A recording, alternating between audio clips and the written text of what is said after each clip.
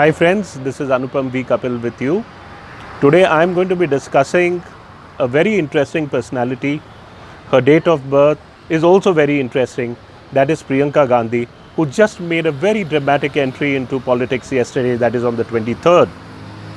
Yes, we would like to analyze, is she just a flash in the pan in the fortunes of the Indian National Congress during election time, restricted to only Uttar Pradesh East, for which she has been made the General Secretary, or whether she is going to have the potential of upsetting the National Party at the center in the times to come.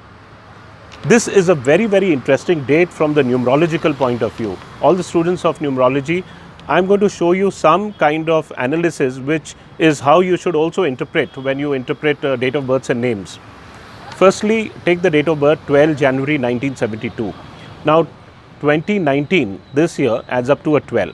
So in my posts and also on my show on television last year, I had indicated that people born on the 3rd, on the 12th, 21st and 30th of any month are going to find 2019 a very special year, because 2019 also adds up to a 12.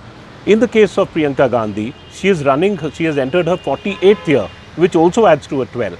12 is ruled by Jupiter. This year is ruled by Jupiter. So this has to be one of the most important and eventful years in her life. And as I told you, when you add the entire date of birth, you get a number which is known as the destiny digit. You don't first reduce it, first have a double digit. The double digit which comes in her case is 23, which is a very powerful number. Even if you look at the tarot deck and the other combinations in the Kabbalah, if you reduce it, you get the card number 5. You pick up the major arcana and see the card number 5, and you will see the sign of the high priestess. It is also called the Hierophant. The card depicts two pillars, one is of liberty, one is of justice, and the person is sitting between wearing a triple crown. So it's an extremely powerful card which is indicated by her karmic past in the date of birth, which cannot be changed. Okay, this is very important. Now we come to the name aspect of it.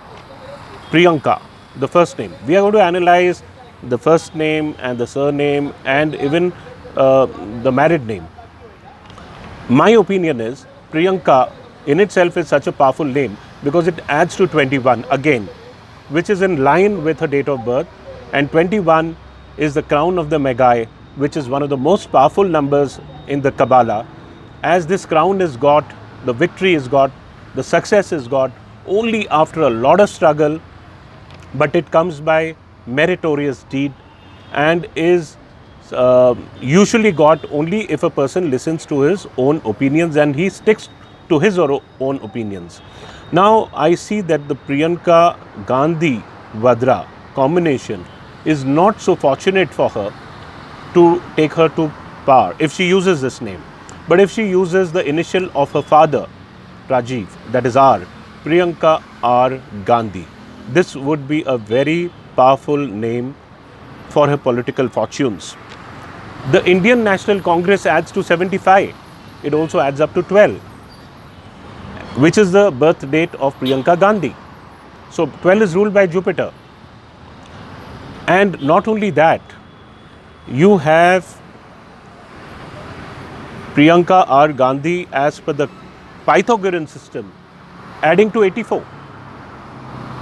That is again 12. In Priyanka's chart, Jupiter, Mercury and Sun are sitting in the sign of Sagittarius. Jupiter sits in his own house. Mercury is aspecting its own house. And the transit of Jupiter in the next year, that is after November 2019 only, it will be passing over a Sun. So Sun is authority. Jupiter-Sun combination is a royal combination of power, of opulence, of happiness and love of the common people.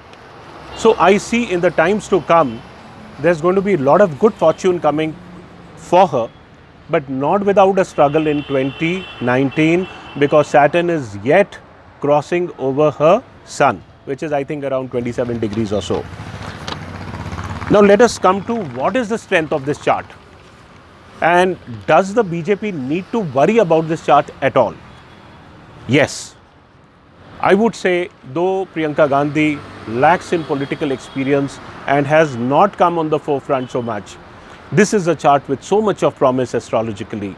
I have taken this Lagna as Kumbha Lagna, where Venus is situated in the Lagna. And there is a Parivartan Yoga happening between Shani and Venus, that is Venus and Saturn. Her moon is in Scorpio and it is Anuradha Nakshatra. It is the same combination what Prime Minister Modi ji has in his chart. Modi ji is Anuradha Nakshatra and a Vrishik Rashi, that is Scorpio moon. Priyanka Gandhi is also Vrishik Nakshatra and Vrishik Rashi and Anuradha Nakshatra, the same one. Her destiny digit is 5. Narendra Modi ji's date of birth 17 plus September plus 1950 also adds up to a 5. Now 5 is the number of Mercury which is exalted in Mr. Modi's chart. It's a destiny digit, so it has taken him to that height. In Priyanka's chart, Mercury is with Jupiter and Sun and is aspecting its own sign. So, two things. Just like Mr. Modi derives his power when the opponents attack him, the more the opponents attack him, the more powerful he becomes. And the similar kind of thing is going to be witnessed in this chart if people are going to attack Priyanka Gandhi. This will translate into a massive sympathy vote for her. And I would say that it's a very, very powerful chart, and 2019 is the starting year for her. And I see this going to play a very important role in the coming future. I can't say how much of it is going to translate into votes in this particular election.